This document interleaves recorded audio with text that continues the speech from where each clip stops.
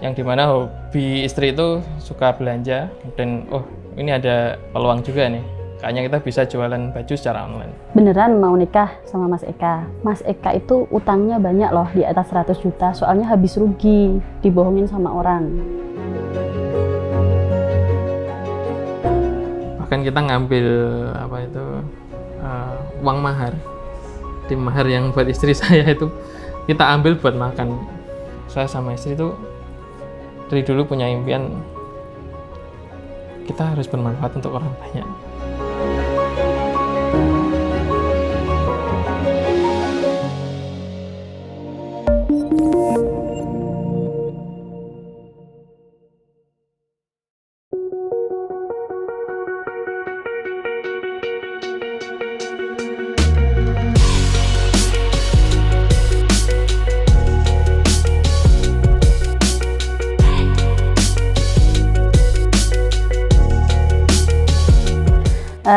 Saya Lia Bagus Kristianingrum, di sini sebagai komisaris dari Baylift ID atau ownernya dari Baylift ID gitu.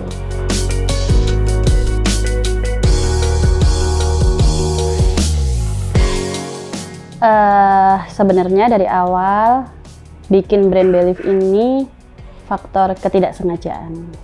Jadi sebelumnya saya suka belanja, terus lihat-lihat Instagram, dan ternyata di Instagram banyak online shop. Nah, dari situ saya berpikir kan suami saya bisa di bidang internet marketing. Terus saya berpikir saya suka baju, orang lain bisa, kenapa saya enggak? Nah, dari situ saya ajukan ke suami buat saya ini loh pengen bikin baju gitu. Terus dari suami ACC, dia mendukung banget. Terus saya ngajak temen, sahabat buat bikin brand Baylift ID. Bagi saya pribadi, Baylift itu adalah suatu perjalanan karir dari istri saya. Yang bermula dari kita yang nggak tahu apa-apa, kita mulai dari nol, tanpa modal apapun, kemudian bisa jadi seperti ini. Inilah Baylift. Kedepan Baylift inginnya menjadi pusat tren fashion, terutama di Indonesia. Lebih kita bisa sampai ke tanah luar negeri. Dan keinginan kita nanti kita lebih berkembang dan lebih bermanfaat untuk orang banyak. Nama Baylift diambil 100% dari suami. Jadi yang bikin itu suami, karena ya itu tadi, suaminya suka banget masak dan nggak tahu dia dapatnya dari mana, tapi dia melihat bumbu-bumbu dapur itu kok namanya bagus-bagus. Nah, seperti cinnamon. Terus saya dikasih tahu, ini ada Baylift, kamu tahu nggak artinya apa? Ternyata artinya daun salam ya. Wah, kok bagus ya. Ya udah pakai itu. Kalau dari segi filosofis sebenarnya nggak ada. Kita sesimpel saya penasaran, apa itu Baylift? Hanya itu aja sih. Istri pun juga penasaran. Waktu itu juga nggak tahu Baylift apa sih. Gitu. Ternyata daun salam lah, sama juga. Mungkin ketika orang baru dengar Baylift apaan sih? Mungkin ketika orang googling Baylift, yang keluar kan website kita. Ya sudah. Berarti Baylift itu produk kita, itu bukan dari daun salam lagi. Jadi Baylift itu berawal dari tahun 2018. Kurang lebih di bulan Maret ke Mei. Kita mulai jualan di bulan Mei pada waktu itu. Ya awalnya itu karena keisengan, kita nyoba, yang dimana hobi istri itu suka belanja, dan ini ada peluang juga nih, kayaknya kita bisa jualan baju secara online. Kemudian di awal-awal itu istri ngajak seorang teman kerja. Pada waktu itu istri kerja di bank. Kita udah mulai memasarkan secara online dari awal dan mulai ada orderan. Dari situ istri dan teman mengerjakan setelah pulang kerja. Dibantu juga oleh orang tua saya pada waktu itu. Jadi yang mengajari untuk menjahit, karena istri saya pada waktu itu belum bisa menjahit sama sekali. Kita mengerjakan sampai dari pulang kerja itu mungkin sekitar jam berapa ya? Jam 7 kurang lebih sampai jam 12 malam. Dan awal-awal dulu kita belanja kain hanya meteran, Mas. Karena belum ada modal juga. Jadi beli 1 meter, 2 meter sesuai kebutuhan dengan pesanan. Kemudian seiring berjalannya waktu, teman istri saya itu mendirikan brand juga. Sehingga kita ya oke, kita jalan masing-masing. Teman istri ada brand fashion juga, kita juga punya. Tapi kita nggak bukan bersaing ya, kita juga masih temenan juga. Untuk awal-awal dulu kita modal kurang lebih 15 juta. Terus itu kita kembangkan dari yang segitu, dari 15, kemudian ada keuntungan kita masukkan lagi, terus seperti itu sampai sekarang. Saya dulu nggak bisa jahit sama sekali, temen bisa tapi sedikit, dan alhamdulillah kemungkinan sama Allah ini kok dimudahkan segalanya. Jadi mertua bisa jahit, bisa bikin pola juga, jadi dibantu selama 1 bulan itu baru bisa dapat 1 pola dan 1 baju. Setelah itu jahit sendiri sama temen, dibantu mertua juga jahitnya, pulang kerja jahit sampai jam 2 malam gitu ceritanya. Untuk mengatur waktu itu saya masih kerja di luar dan mendirikan bisnis ini. Saya disupport banget sama suami. Jadi Mas Eka membantu beliaunya juga kerja di luar, tapi banyak membantu tugas saya di rumah. Karena saya full dari pagi biasanya sampai malam. Cuman tetap masalah keluarga saya juga harus bertanggung jawab ya. Tapi pada kenyataannya yang suka masak suami, saya nggak pernah masak.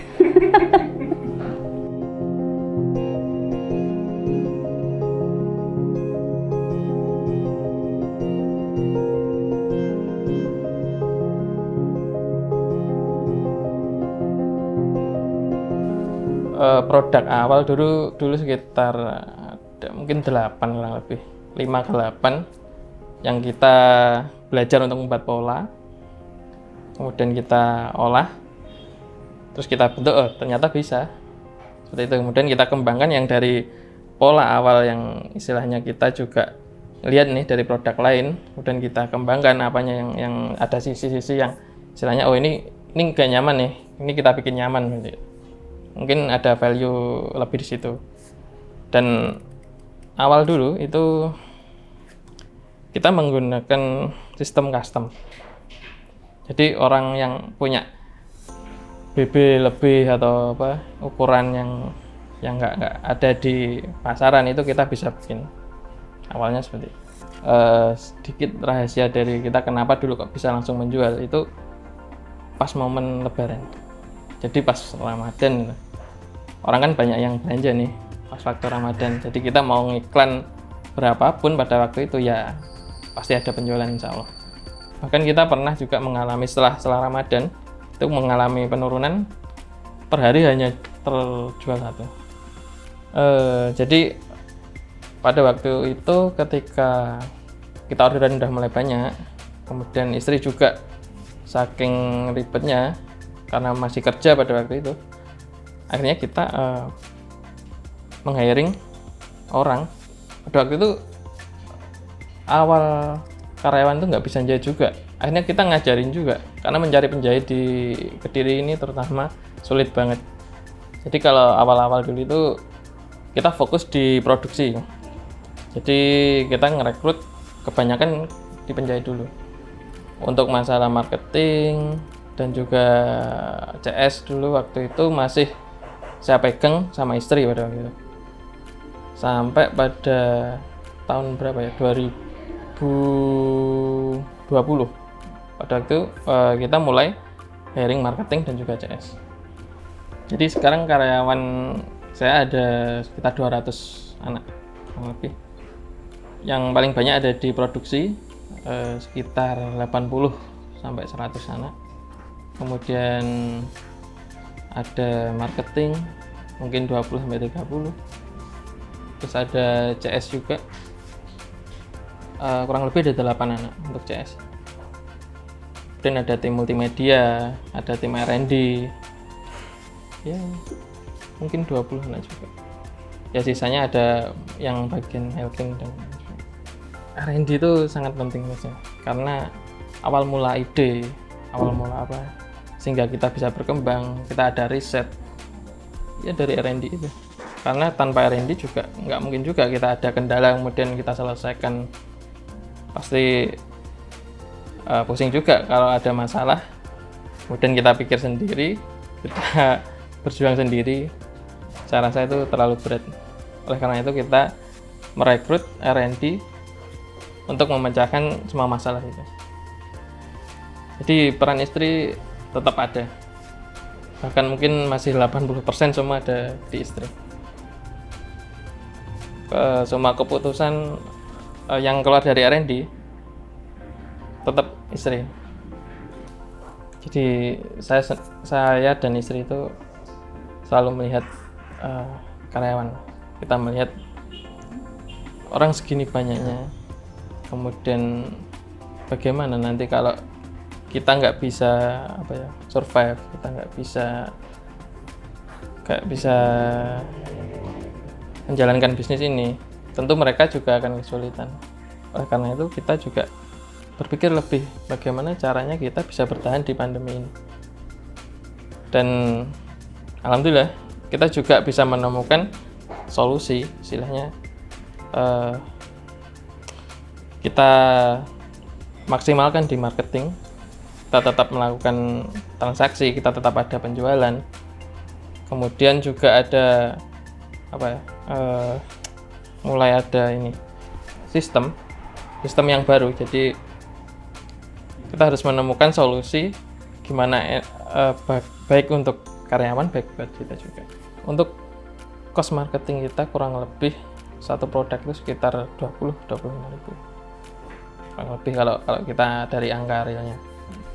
Jadi dari awal Belif itu kita menjual persepsi yang dimana orang ketika beli itu wah gitu.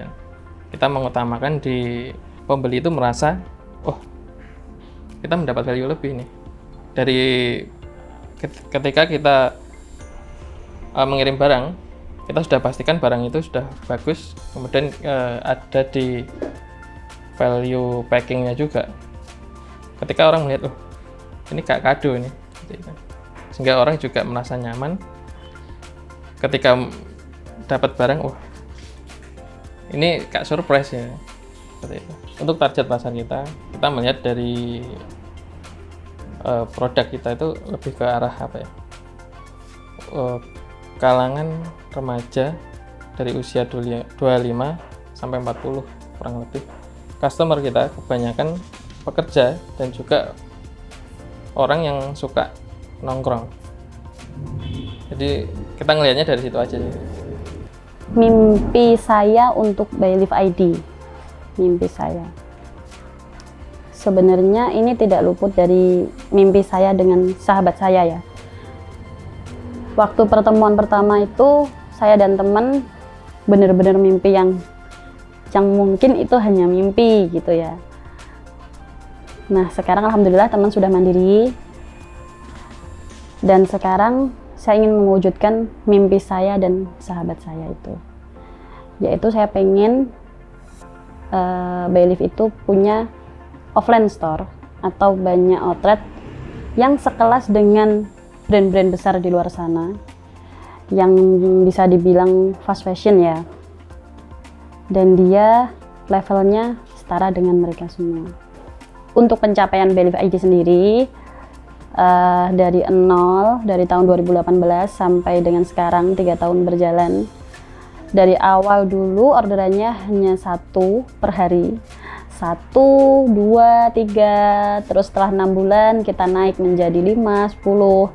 Jadi sudah tahu ya berapa omsetnya saat itu, paling hanya berapa 100.000, 200.000, terus naik menjadi 2 juta, menjadi 10 juta, dan itu naiknya memang sangat perlahan. Jadi tidak bisa langsung naik dari 1 juta menjadi 50 juta, enggak. Itu memang berproses. Dan alhamdulillah memasuki tahun ketiga ini omset tertinggi mungkin sekitar 4. Nah sekarang ya di bawahnya sedikit, naik turunnya minimal 3 atau 2M gitu.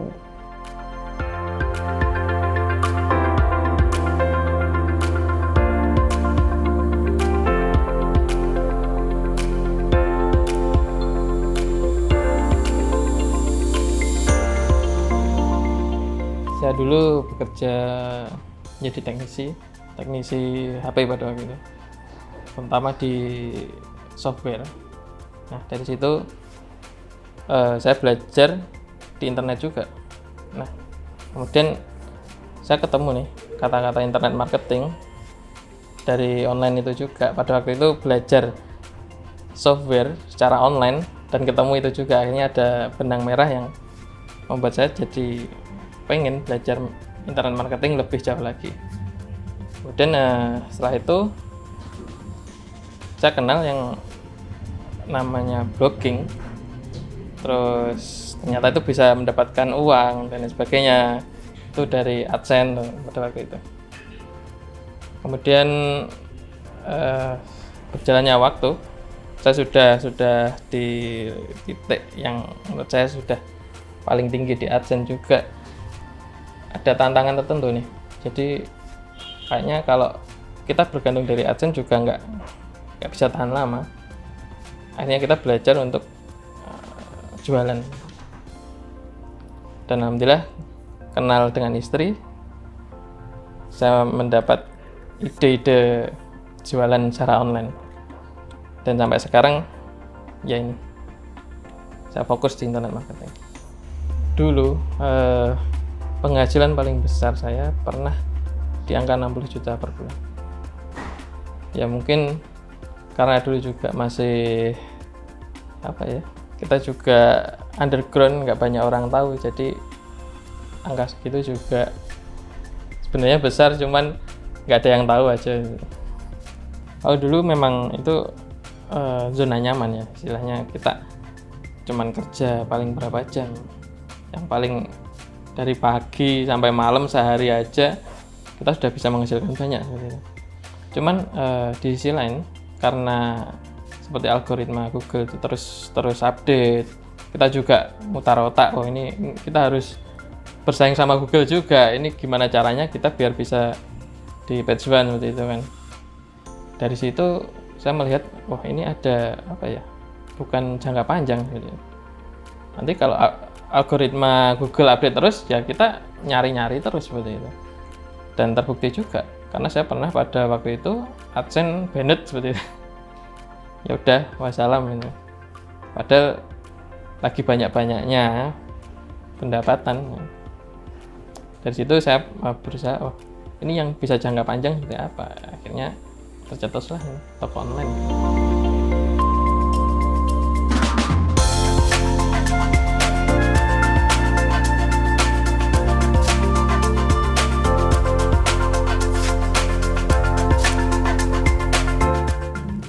Jadi dulu karena saya mikirnya cari duit enak nih, nggak perlu modal banyak, kita nggak perlu tim, kita nggak ribet lah, tapi penghasilan gede.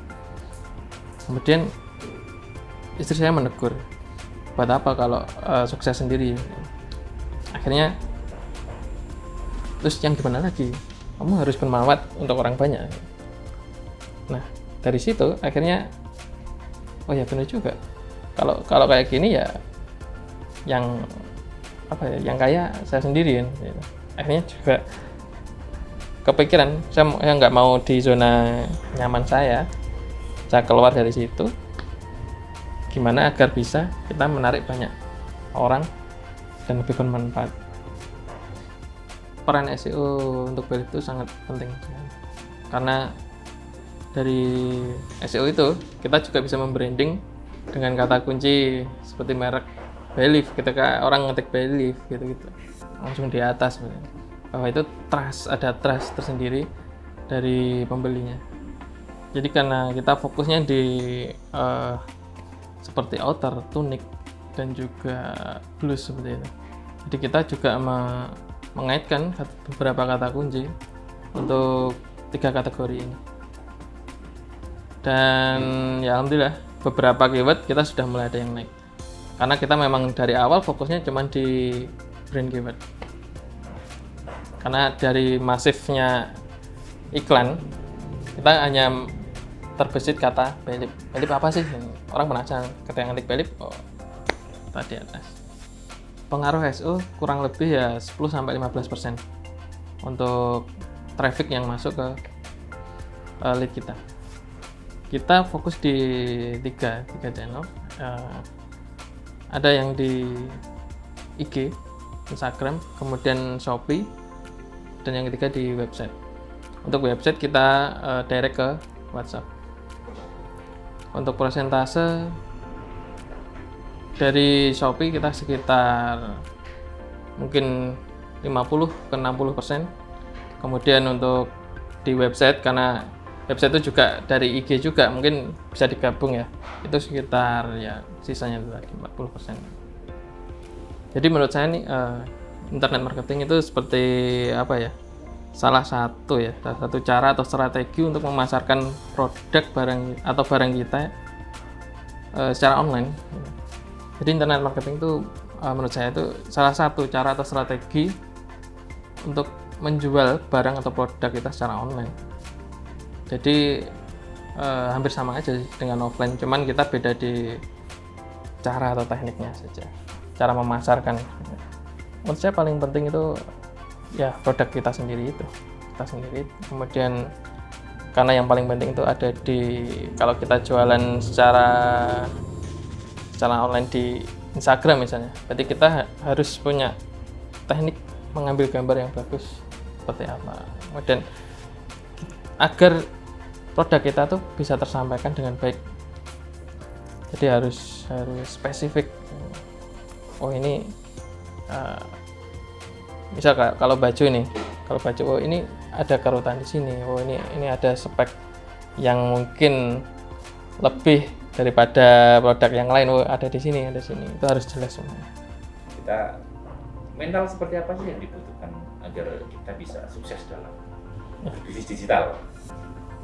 Mental ini sangat penting sekali, Mas. Karena gini, kebanyakan yang saya tahu nih untuk internet marketing semuanya tuh pengennya kita jualan langsung laku. Padahal untuk di online kita butuh yang namanya data. Nah, dari data ini kita olah. Jadi ya yang nggak murah juga. Istilah kita juga mengeluarkan biaya untuk foto, biaya untuk riset, biaya untuk beriklan. Nah ini nggak murah. Dari sini kebanyakan orang langsung nyerah. Wah, aku udah habis banyak nih. Katakan udah habis 5 juta, tapi kok nggak ada orderan. Nah dari sini kita harus punya mental, istilahnya biaya itu adalah untuk mengumpulkan data. Yang data itu kita olah untuk kita kembangkan lagi. Oh, di sini pasar saya. Dan kita coba lagi, kita pasarkan di yang sudah kita dapat datanya itu tadi. Apakah ada penjualan atau tidak? Kalau dari IG sendiri itu ada ada proses untuk dia menjangkau orang, istilahnya dia juga ngetes istilahnya. Itu kurang lebih ada 7 hari. Jadi selama 7 hari itu jangan sampai kita berhenti ngiklan. Karena ketika iklan itu nge-reach banyak orang, kan belum tentu sesuai dengan interest yang kita setting tadi. Nah, selama 7 hari kita harus non-stop, nggak boleh dihentikan iklannya. Bahkan kita pernah tidak ada penjualan sama sekali selama 2 minggu. Dan untuk set iklan unlimited sih menurut saya. Tergantung dari lihat data, hasil dari data itu tadi. Kalau itu bagus ya berarti tinggal kita kembangkan aja dari iklan itu. Sampai sekarang dari 2018 sampai 2021 sudah berapa? Artinya sudah punya simpanan berapa custom audience? Kalau sampai sekarang banyak sekali. Mungkin sekitar, kalau kemarin pernah saya lihat itu sampai lebih dari 20 juta. Custom audience. Untuk total ininya, kalau dari custom audience secara ininya ada sekitar 500-an lah setting. Banyak. Lumayan. Itu sudah dibeda-bedakan untuk jenis bajunya, Ya. apanya gitu ya. Mulai dari umur, kemudian wilayahnya mana, sama jenis bajunya itu sudah kita kotakkan Mas. Satu produk kita untuk nyoba-nyoba gitu sekitar ya kurang lebih per hari sekitar 200.000. Kita lihat dulu nih produk ini bagus nggak. Ya kalaupun sebenarnya 3 hari itu udah kelihatan ya kalau produk ini kurang bagus istilahnya. Ya udah kita matikan aja. Sampai sekarang untuk masalah marketing ini periklanan kita pegang sendiri. Saya sama istri kita ulik sendiri. Ini mungkin nanti kedepannya kita juga akan merekrut beberapa karyawan untuk masalah periklanan.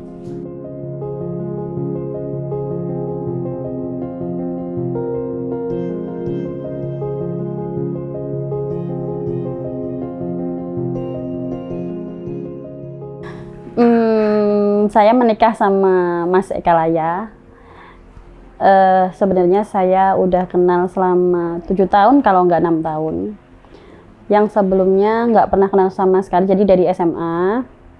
Dan beliau adalah mantan kekasih atau mantan pacar dari sahabat saya. Terus setelah itu waktu sudah lulus kuliah, kerja, kita mulai dekat. Hanya butuh waktu berapa ya, sekitar 6 bulan setelah itu kita menikah. Dan kenapa saya memilih Mas Eka? Padahal waktu itu saya kerja di luar, kerja kantoran, sedangkan Mas Eka kalau dilihat dari luar tampaknya nggak kerja. Kan nggak banyak orang yang ngerti soal internet marketing, soal SEO ini. Tapi yang saya lihat bukan itu sih. Malah dari mertua dibilangin gini, beneran mau nikah sama Mas Eka? Mas Eka itu utangnya banyak loh, di atas 100 juta, soalnya habis rugi, dibohongin sama orang, gitu. Saya jawabnya, kenapa enggak? Kalau bisa saya harus bantu Mas Eka nanti. Dari situ saya mantep sama Mas Eka, soalnya Mas Eka lelaki terbaik yang pernah saya temui. Jadi keluarga ini sangat berperan penting ya, karena dalam kondisi apapun kita mengalami masalah, kondisi sulit, itu selalu ada keluarga yang mendukung kita. Nah dari situ kita juga saling menguatkan. Ayo kita menghidupi banyak orang, kita harus semangat nih. Jadi ya menurut saya keluarga nomor 1. Penyampaian jujur nih ke saya sama istri itu dari dulu punya impian kita harus bermanfaat untuk orang banyak, dan ini benar-benar sudah tercapai. Dan mungkin kedepannya lagi kita juga mau lebih banyak lagi untuk merekrut masyarakat sekitar atau mungkin orang-orang yang membutuhkan. Yang jelas hidup itu ya naik turun sama aja. Jadi dulu setelah saya nikah sama istri itu kita pernah di titik nol yang benar-benar kita nggak punya apa-apa, bahkan makan sulit. Bahkan kita ngambil uang mahar, tim mahar yang buat istri saya itu kita ambil buat makan. Tapi ya balik lagi kita harus optimis ya, bahwa hidup itu terus berputar. Kita harus menyelesaikan masalah, kita harus survive. Jadi dari kecil itu karena terbiasa hidup susah, gitu. Kita melihat teman-teman, wah bisa hidup enak nih, maksudnya punya motor, punya apapun lah itu. Mereka kayak enak banget ya. Nah dari situ saya mikir nih, apakah saya harus seperti ini terus? Ya? Dari situ ya meskipun dari segi pendidikan saya pun juga dikatakan pintar juga nggak pintar gitu. Ya saya mau belajar terus. Setelah keluar dari SMA pada waktu itu saya langsung kerja di counter HP ya. di situ ada internet ya udah saya ulik di situ, belajar apapun yang pengen aku kembangkan. Saya lulusan SMKTI yang jurusan TKJ pada waktu itu. Jadi ya nggak ada sangkut pautnya juga sampai dengan bisnis saya sekarang ini. Kalau istri dulu kuliah? Ya, istri dulu kuliah di Surabaya, jurusan ekonomi. Jadi ya untuk masalah manajemen memang istri yang paling pintar di sini. Banyak kisah dari hidup saya yang membuat saya kuat di sini. Karena jujur saya dari keluarga yang kurang mampu, bukan hanya kurang mampu, benar-benar nggak mampu. Dari 7 bersaudara, saya nomor 4, di mana dari kecil mungkin yang anak-anak sekarang jarang banget mengalaminya. Seperti harus mencari penghasilan sendiri. Banyak lah, sedih kalau diceritain. Terus memang dari orang tua, sebagai contoh nih, kalau sekolah saya tidak bisa naik kelas atau tidak bisa masuk sekolah negeri, saya tidak akan disekolahkan lagi. Dan kalau saya siang belajar, mengerjakan PR itu nggak boleh. Jadi siang itu waktunya kerja, karena orang tua punya rumah makan ya, rumah makan kecil. Nah, saya harus bantu di situ. Jadi untuk pendidikan memang tidak diutamakan. Terserah mau ranking berapa, mau nilai berapa, yang penting naik kelas. Itu ya kekurangan dari orang tua dan saya nggak malu tentang itu, saya bangga di situ. Dari situ, dari kecil, saya tahu gimana caranya kita bertahan, gimana susah senangnya. Walaupun susah seperti itu, tapi saya alhamdulillah banget. Saya dan saudara-saudara kandung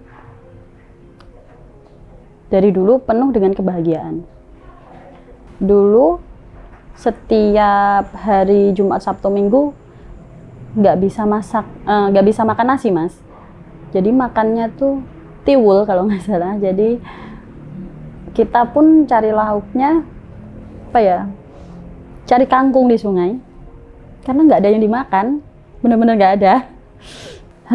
Masa paling pahit ya. Kalau dari gangguan antara saya dan Mas Eka, saya tidak pernah bertengkar antara pribadi saya dan dia. Permasalahan mungkin kebanyakan datang dari keluarga. Itu pun 6 tahun ini kita nggak pernah bertengkar seperti membentak sampai kayak orang-orang ya mungkin ya. Nggak pernah. Kita selalu duduk berdua. Beliau orangnya logis banget. Dan saya alhamdulillah bisa menerima logisnya itu. Cuman waktu itu kita belum punya bisnis dan Mas Eka penghasilannya lagi drop banget. Bener-bener nol, minus. Karena kita punya hutang bank sekitar 25 juta. Tapi saya rasa waktu itu angka yang besar sekali.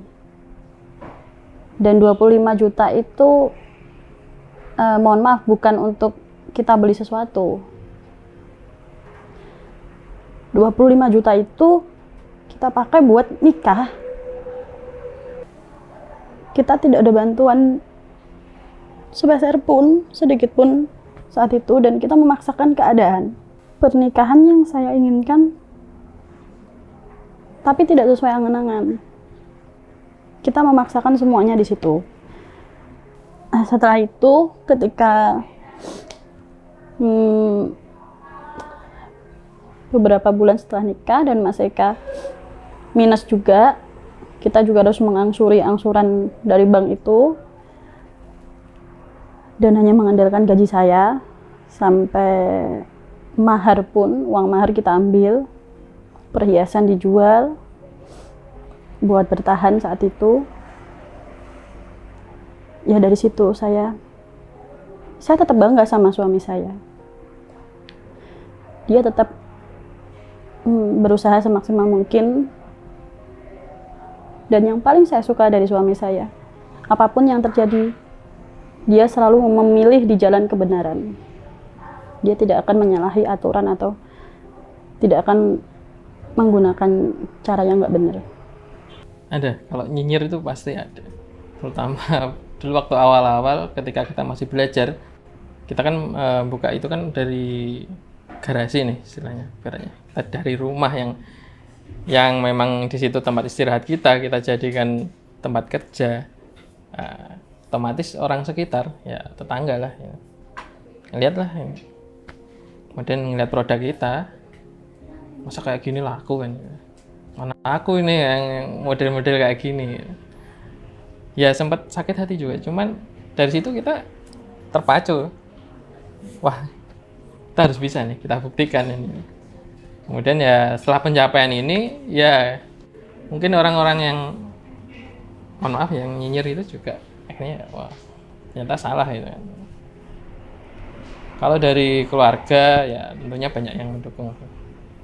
Meskipun dulu waktu istri masih kerja di BRI itu kan eman ya.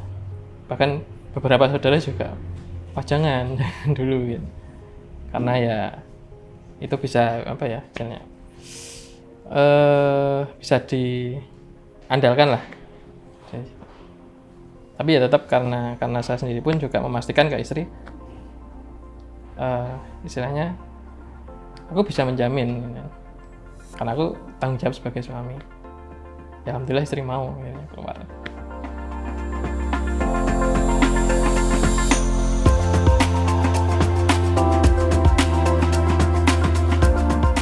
Kalau soal produk yang di luar dari internet marketing, di luar dari pemasaran ya, kita membicarakan tentang produk. Kalau ditanya itu sebenarnya saya juga bingung. Soalnya selama ini apa yang saya suka, ya itu yang saya jual. Jadi saya melihat dari kacamatanya saya sendiri, dan insya Allah tidak keluar dari DNA itu. Karena saya suka mengamati banyak orang. Dari banyak cewek itu stylenya beda-beda. Ada yang suka rame, ada yang suka simple, ada yang suka warna yang tone-nya soft, ada yang suka yang gonjreng-gonjreng gitu. Nah, dari sini saya suka yang simple.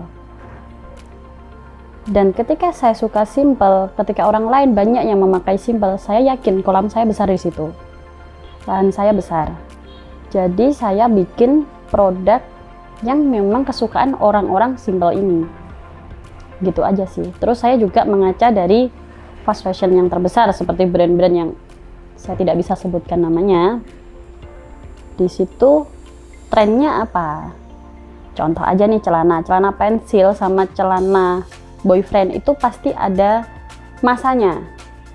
Dimana masa itu kita momentum ya namanya ya. Jadi kita ambil, tapi tidak harus sama. Nah disitulah saya bikin produk-produk dan kita memang tesnya langsung tes ke pasar mana yang bisa laku. Sekarang sih sudah dibantu sama desainer sama R&D tadi. Jadi yang pasti membuat produk tapi jangan sampai di luar dari DNA kita ini. Mungkin DNA saya maksudnya.